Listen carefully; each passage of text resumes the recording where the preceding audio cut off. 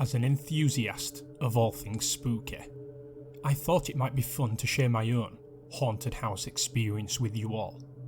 My story isn't necessarily jaw-dropping, I'll say that now, but it is 100% true.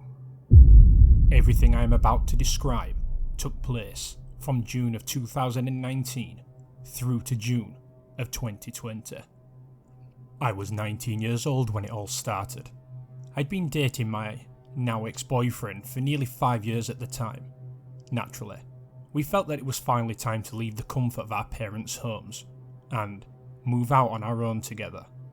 We decided on a studio apartment in the historic district of our hometown, as it was the cheapest we could find, and we somehow got approved, despite the fact that we made well below the required wage for the space. It was incredibly small, only around 500 square feet. We weren't in an apartment complex, but on the back end of a very large house that was converted into a duplex. The house itself was built sometime in the 1930s, and was rather shitty. Our front door opened up into a tiny sunroom that sat between our even tinier kitchen and our living room bedroom. The doorways between each room didn't have actual doors attached, so we hung curtains in the doorways to separate them. We had no central air, no oven, and the floors were uneven, but it was home. Honestly, the location was why I fell in love with it. We were a 5-minute walk from all the mom and pop shops, farmers markets, ice skating rink, etc. in the cutest little town you've ever seen, and best of all, it was ours. Things started to get weird the very first week that we moved in. We had an upstairs neighbour in the duplex, whom I'll call Kay. She was super friendly, and we made introductions right away. The first time we spoke, she immediately informed me that our house was haunted. Me being me, I was intrigued and a bit excited. I'm going to give you all a breakdown of everything she told me that day, because it's relevant to nearly everything I experienced while living there. She began by telling me that our section of the house, in particular, was the source of the paranormal activity. She'd been living in this house for 3+ years before my boyfriend and I moved in, and a few months before we showed up, our section of the house had been newly renovated for the first time. The sunroom, as I knew it, had nice wood floors, but previously they were concrete. There was a hatch that opened into a dirt floor crawl space underneath the house, with a staircase that was broken halfway down and didn't reach the bottom. Due to the broken staircase, anybody who decided to venture down would need to bring a ladder, otherwise they would not be able to get back up. This is where it starts to get creepy.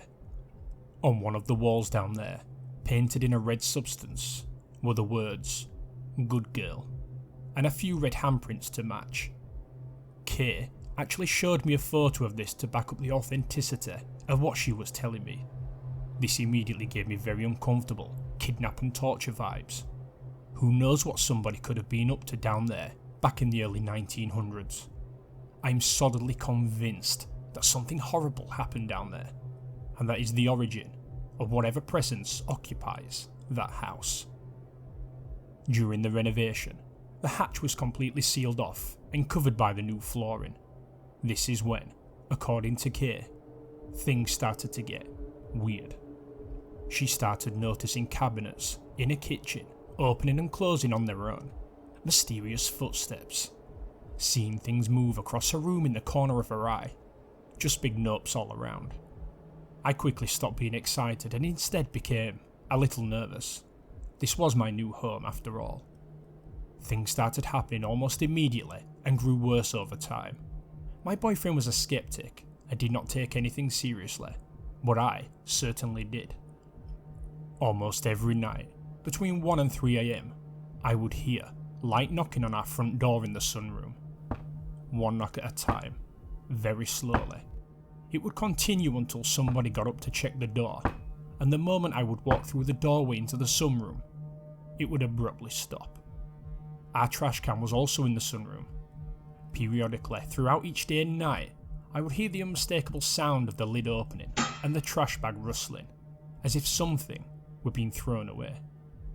Often, When I was in the kitchen, I would see movement in the sunroom from my peripheral vision. I swear, it always looked like a person standing in front of the trash can. Nothing was ever there when I turned to fully look, and I always felt like I was being watched. Always. 5 months into our lease, I ended things with my boyfriend. I can't explain it, but being there changed me. I began acting differently, feeling differently, and thinking differently. We decided it would be best for him to move back in with his parents and for me to remain in the apartment by myself. That's when things started to get worse. Shortly after the breakup, I grew afraid of sleeping alone. Whenever possible, I would have friends stay the night with me for the benefit of some company. I would never tell my friends about what I was experiencing or why I wanted them to stay. One particular weekend, an old friend of mine from out of state that I just reconnected with was visiting my city. I suggested that he just stay with me rather than pay for a hotel room whilst he was in town. We go way back and weren't opposed to sharing a bed, so he quickly accepted my offer. The first night he spent in my apartment, my now boyfriend, let's call him T, who was only a friend at the time, came over as well, and the three of us stayed up getting drunk, playing cards and chatting. While we were having a good time in the living room, we all suddenly heard something get thrown into the trash can. I was used to hearing this every day, but now, two of my friends had heard it as well. That was a first. We all paused for a moment, exchanged the obligatory "Did you guys hear that?" and continued our game of cards. We all ended up drunk and experienced nothing else that night. The second day, I went to work and B left to spend some time with other friends until I got home. We met back at my apartment around 7 PM, where we spent the rest of the night playing video games and smoking weed. Everything was going smoothly until around 1 AM. We were both laying in bed, reminiscing on old times for a while, when I noticed the time. I decided to warn him about the knocking that would most likely ensue in the near future. He didn't take me very seriously, and as soon as I turned off the light, we were both ready to sleep. Around 15 minutes later, we both jumped when we heard it. B let out a very loud "Oh no." I thought his reaction was hilarious, so I decided to mess with him. I told him that according to rumour, if a spirit knocks on your door, you should never open it. If you do, you'll let it in and it will stay with you forever. I proceeded to leap out of the bed, walk to the front door, and turn the knob. He followed me to the door and was frantically begging me not to open it. I laughed and sarcastically replied, "Of course I'm not actually going to open it. That's some white people shit." We both had a good laugh, but I could tell he was a bit freaked out. The next morning, he told me something that sent chills down my spine. A few weeks before B came to visit, I experienced sleep paralysis for the first time in my life. I fell asleep on my couch and woke up unable to move. I saw a black shadow fly out of the closet, hover over the top of me, and it felt as if it was holding me down and attacking me. Typical sleep paralysis stuff. It scared me so badly that I left my apartment and didn't return until the next day. B experienced the exact same thing that second night, even down to the black shadow emerging from the very same closet. I was uneasy when he told me, because I had never told him about my experience weeks prior, and it was his first sleep paralysis episode as well.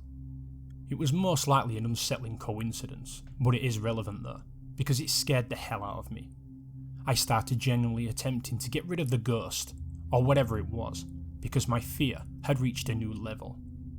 K gifted me some sage after a conversation about it, and I would burn it every day in an attempt to cleanse my home.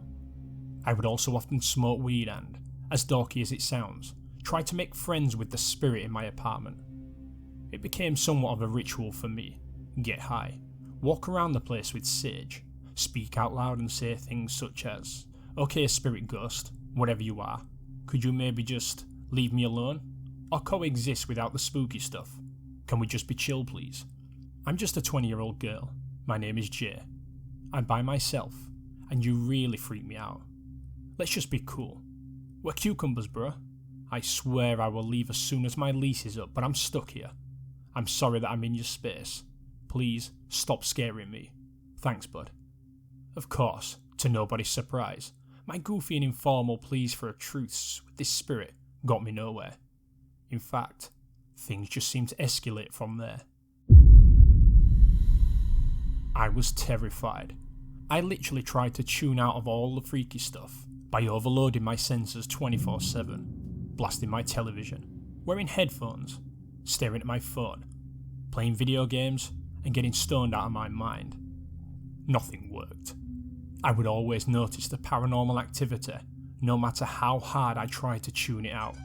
It was too much. One night, things took a turn. It may not sound significantly terrifying, but it's the creepiest thing that has happened to me in my life thus far. T decided to move in with me, and I was ecstatic. I finally would never have to sleep alone again. I could finally sleep in peace. Or so I thought. We were in bed early that night, fast asleep by 10. A few hours passed, and I woke up in the middle of the night to the feeling of movement. I noticed that my blanket was being slowly pulled off my body. At first, I assumed it was T stealing the covers or shifting in a way that was causing the blanket to move, until I glanced over at him and saw that he was dead asleep and unmoving. On top of that, I realised the blanket was being pulled from the opposite side of me from where he was laying. Instant panic. I immediately grabbed the blanket and made a desperate attempt to yank it back up, but was met by resistance from the other end. It was as if somebody was firmly holding it and fighting my attempts to pull it back up and over my body. At this point, I screamed and practically jumped on top of T. He woke up, still half asleep, and asked me what was wrong. I didn't want to scare him, so I told him that it was nothing.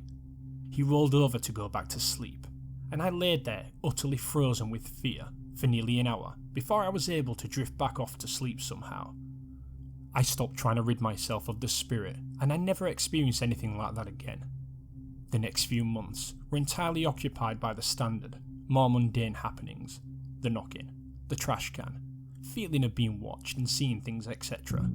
I became accustomed to it all, and I have to admit, I was sad to leave when my lease expired.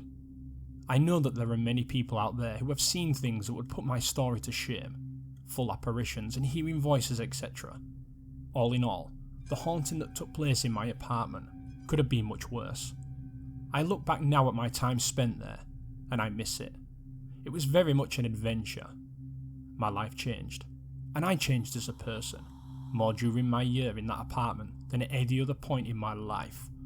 Perhaps whatever was with me in that place helped facilitate those changes. I sometimes wonder why I did certain things that I did while living under that roof. Things I would never have done in my past. Things that were entirely out of character for me. I've heard that hauntings can make people act differently, but in the end I'll never know. All I know for sure is that I will never forget that place.